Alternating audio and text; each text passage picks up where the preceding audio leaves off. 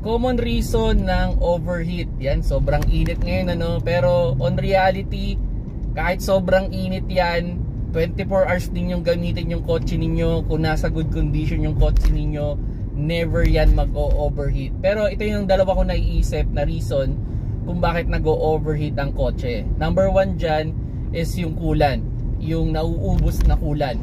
So kung sakali man na nagbabawas ng mabilis yung coolant ninyo, ipa-check nyo na kaagad. So posible may tinatagasan yan o may pinupuntahan yan. Kasi in normal, sabihin na natin halimbawa, nagpa-change oil ka ngayon, naka-full yung coolant. After 5,000 kilometers, mabawasan ka ng mga 10% sa coolant tank, okay lang yun. Wala kang problema. Pero kung halimbawa, 100 kilometers lang yung tinakbo mo, then halos 1/4 na lang yung natira sa coolant tank mo, yun yung hindi normal. Kailangan mo talagang hanapin kung saan napupunta yung coolant na yun. Pwedeng butas yung inyong radiator or may problema ka sa hose. Ang pinaka worst dyan is humahalo siya dun sa ating engine oil. So yun yung medyo problema, no? So kaya bago kayo mag long ride, i-double check ninyo yung coolant ninyo kung kumusta ba, kung nagbabawas pa siya. Then number 2, yung auxiliary fan motor. Lalo na ngayon sa mga degasolinang sasakyan, naka-auxiliary fan motor yan, o yung tinatawag nilang radiator motor. May mga pagkakataon na ma-determine mo yung early na pasira na siya.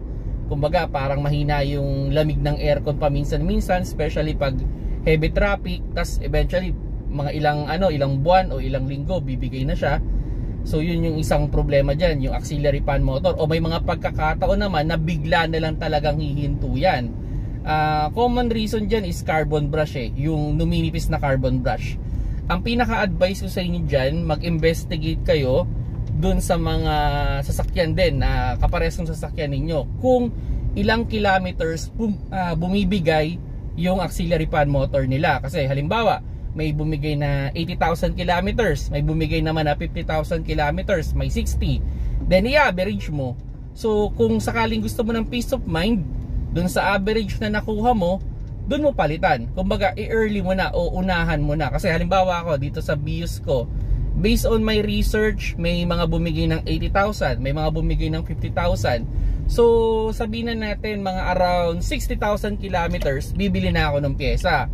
Pero ang gagawin ko dito, halimbawa hindi pa bumigay in 60,000 kilometers, mga 80,000 kilometers, siraman o hindi yung aking auxiliary fan motor, ay papalitan ko na.